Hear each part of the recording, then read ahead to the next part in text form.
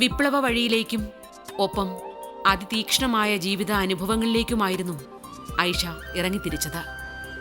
ഒരു കലാകാരി എന്ന നിലയിൽ അനുമോദനങ്ങൾ ഏറെ നേടിയെങ്കിലും ഒപ്പം കല്ലേറുകളും ഏറ്റുവാങ്ങേണ്ടി വന്നു. പക്ഷേ ഒരിടത്തും ഐഷ കാലിടറി വീണില്ല. പിന്നെ ഒരു 10-16 നാടകം കഴിഞ്ഞപ്പോഴത്തേക്ക് എതിർപ്പുകൾ വരിക.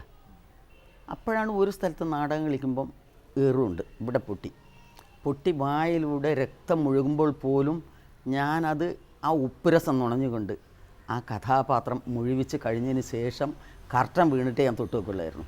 കാരണം ഞാൻ പറയുന്ന വിഷയം എന്താണ്, നമ്മൾ ചെയ്യാൻ പോകുന്ന വിഷയം എന്താണെന്ന് ആഴത്തിൽ എൻ്റെ മനസ്സ് പതിഞ്ഞിരുന്നു.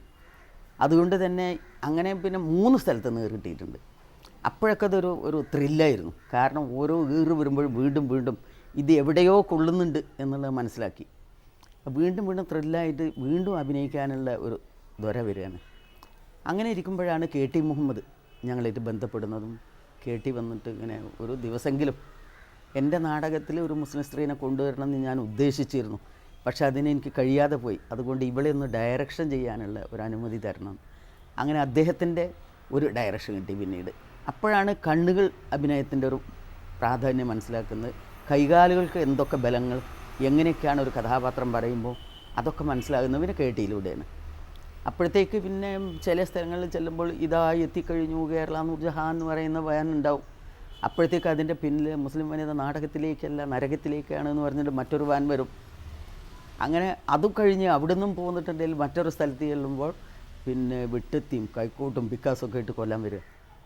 അങ്ങനെ ഈ പഴയങ്ങാടി നാടകം കളിക്കാൻ പോകുമ്പോൾ അങ്ങനെ ഒരു ജാഥ നയിച്ചിട്ട് ആൾ വരുന്നു. ഈ ജാഥയുടെ ഇരമ്പിൽ കേട്ടിട്ട് നാടകക്കാർ പുറത്തിറങ്ങി നോക്കുമ്പോൾ ഞങ്ങളന്ന് ഒരു പിന്നെ വള്ളത്തിലിങ്ങനെ ഇരിക്കുക.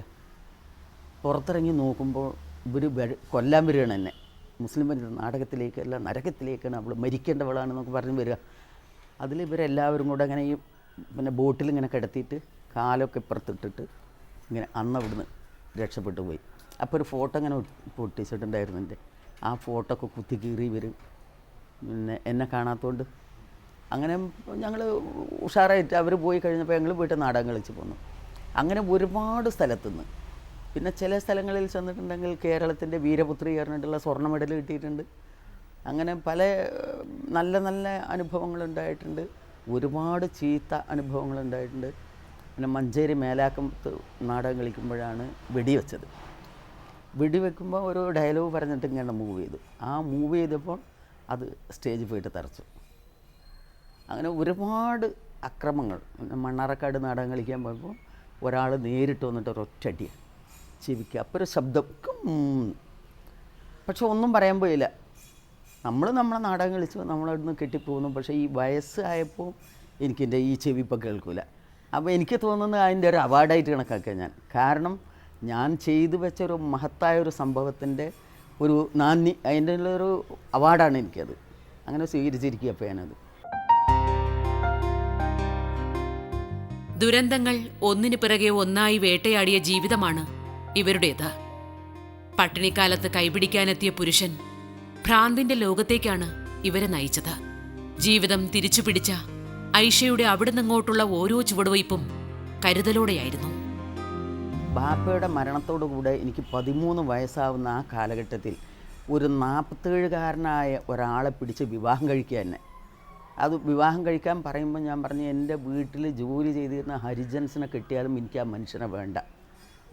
കാരണം ഒരു പിന്നെ 5 വരെ പിടിച്ചിട്ടുള്ളെങ്കിലും അന്ന് അതിനുള്ള ഒരു അറിവുണ്ടായിരുന്നു. അപ്പോൾ എനിക്കത് വേണ്ട, പട്ടിണിയാണെങ്കിൽ പട്ടിണി അടക്കാൻ സന്നദ്ധതയാണ് എന്ന് പറഞ്ഞപ്പോൾ ഇയാൾ വടിയെടുത്തു. അതാണ് പാടം വന്ന് വിലാപത്തിലുള്ള വളഞ്ഞ വടി. അങ്ങനെ വടിയെടുത്തിട്ട് ഇയാളെന്നെ അടിക്കാൻ ഒരുങ്ങിയപ്പോഴാണ് ഞാൻ ഇയാളെ സ്വീകരിച്ചത്. അങ്ങനെ ആ വിവാഹം നടന്ന് 5 ദിവസത്തെ ദാമ്പത്യ ജീവിതം. പക്ഷേ എന്താണ് നടന്നത്, എന്തായിരുന്നു ഭർത്താവ് എന്ന് എനിക്കറിയില്ല. പക്ഷേ അതിലെനിക്ക് പ്രഗ്നൻ്റ് ആയിരുന്നു. അതും ഞാൻ അറിയില്ല. പക്ഷേ ഒരു മാനസിക വിഭ്രാന്തി, എന്തൊക്കെയോ ഒരവസ്ഥ. ആരും എനിക്കിഷ്ടമല്ല, ആരോടും സംസാരിക്കാൻ ഇഷ്ടമല്ല. അങ്ങനത്തെ ഒരവസ്ഥയിൽ നിന്ന് ഒരു 6 മാസം കഴിയുമ്പോഴാണ് ഞാൻ പ്രഗ്നൻ്റ് ആണെന്ന് അറിയുന്നത്. അപ്പോൾ എല്ലാവരും കളിയാക്കും, ഭർത്താവിന് ഇഷ്ടമല്ലായിരുന്നു, ഭർത്താവിന് ഉപേക്ഷിച്ചപ്പോൾ ഇത് എവിടുന്ന് സംഭവിച്ചതെന്നൊക്കെ പറഞ്ഞ ആളുകൾ മക്കാറാക്കും.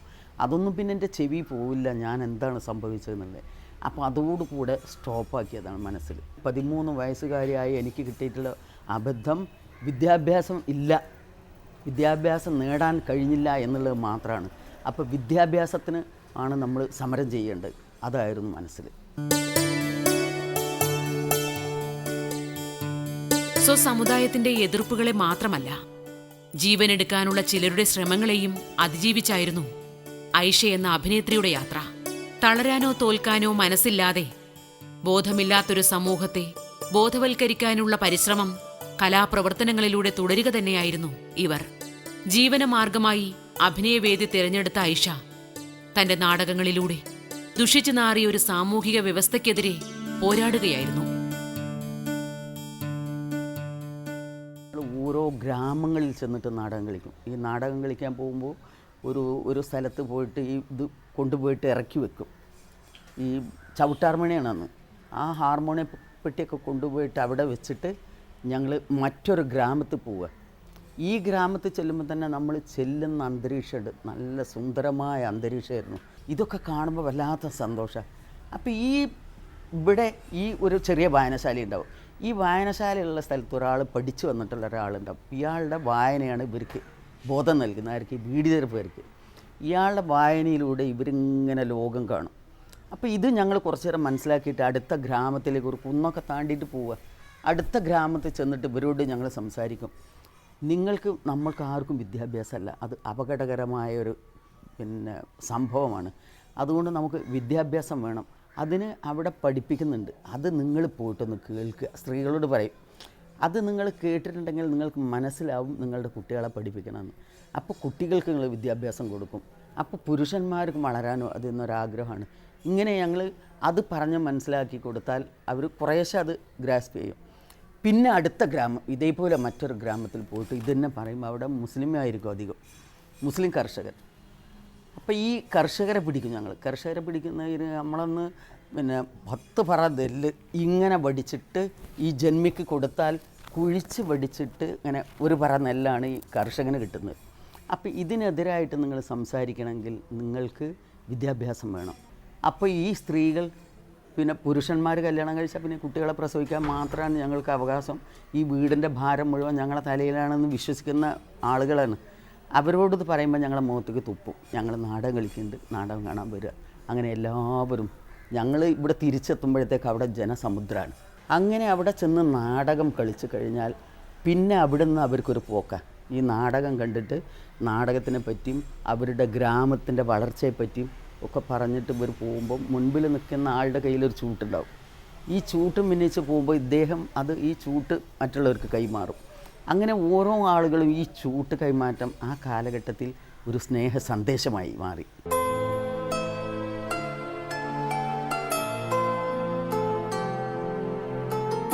ജീവിതത്തിന്റെ പിന്നാമ്പുറങ്ങളിൽ നിന്ന് ജാതി മേൽക്കോയ്മയ്ക്കും അജ്ഞതയ്ക്കും അടിമപ്പെട്ട് സ്വപ്നം കാണാൻ ഭാഗ്യമില്ലാതെ പോയ ഒരു വിഭാഗം ജനതയ്ക്ക് അറിവിന്റെ ദീപം തെളിച്ചു കൊടുത്തവരിൽ ഒരാളാണ് ഐഷ.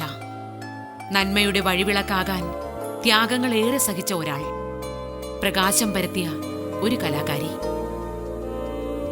അന്ന് കമ്മ്യൂണിസ്റ്റ് പാർട്ടീൻ്റെ ഒരു സപ്പോർട്ട് ഉണ്ടായിരുന്നു. കമ്മ്യൂണിസ്റ്റ് പാർട്ടി ആയിരുന്നു ചെല്ലുന്ന സ്ഥലങ്ങളിലൊക്കെ ഒരു പ്രൊട്ടക്ഷൻ തന്നിട്ടുണ്ടായിരുന്നത്. നമുക്ക് ഈ അടി വരുമ്പോഴും വെടി വരുമ്പോഴൊക്കെ നമുക്ക് ഇൻഫർമേഷൻ കിട്ടും. ആദ്യം ഇന്ന സ്ഥലത്ത് ഇന്ന മാർഗതടസ്സം സൃഷ്ടിച്ചിട്ടുണ്ട്, വഴി മാറി വരികയാണ്. അപ്പോൾ ഞങ്ങൾ വഴി മാറിപ്പോവും. അങ്ങനെ ഇതൊക്കെ 2 വർഷം ഉണ്ടായുള്ളൂ. അന്ന് ആ കാലഘട്ടങ്ങളിൽ ഈ നിലമ്പൂർ ബാലൻ കുറച്ച് പഠിച്ച് നല്ല വിജ്ഞാനം വളർന്നു ഒരു വായനശാലയിൽ നിന്നുകൊണ്ട് വിജ്ഞാനം പ്രദമായ ഒരു കുട്ടിയായിരുന്നു. അപ്പോൾ ഇയാൾ ഞങ്ങൾക്ക് സ്റ്റഡി ക്ലാസ് എടുത്ത് തരും. നമ്മൾ ഈ നാടകത്തിന് കളിച്ച കാലത്ത് മറ്റൊന്നുണ്ടായിരുന്നു, നമുക്ക് ഭക്ഷണം കിട്ടാനില്ല, അവരുടെ കുട്ടി ഭക്ഷണം തരില്ല, ഒരു കുടിക്കാൻ വെള്ളം കിട്ടില്ല, പട്ടിണി, വീട്ടിൽ വെക്കാനില്ല, അത് വേറെ പട്ടിണി. പിന്നെ ഈ നാടകത്തിന് പോകുമ്പോൾ ഈ 16-17 കിലോമീറ്റർ താണ്ടിപ്പോയി നാടകം കളിക്കുമ്പോൾ ഭക്ഷണമില്ല. ആരെങ്കിലും കുറച്ച് കഞ്ഞി തന്നാലാണ് അമൃത. ചില സ്ഥലങ്ങളിൽ ഇങ്ങനെ കുഴി കുത്തി അതിൽ ഇല വെച്ച് അതിൽ കഞ്ഞി തരും. അതൊക്കെ കിട്ടുമ്പോഴുള്ളൊരു ആക്രാന്തം. കാരണം നമുക്ക് അതുവരെ വിശപ്പാണ്. ആ വിശപ്പ് ഞങ്ങൾ മറക്കുകയാണ്. ജനങ്ങളെ നന്നാക്കാനുള്ള ഒരു പ്രക്രിയയുണ്ട്. അത്രയ്ക്ക് സാഹസികത അനുഭവിച്ചുകൊണ്ടായിരുന്നു ആ കാലഘട്ടത്തിൽ നാടകത്തിലൂടെ ഈ ജനങ്ങളെ ബോധവൽക്കരണം നടത്താൻ നടന്നിട്ടുണ്ടായിരുന്നു.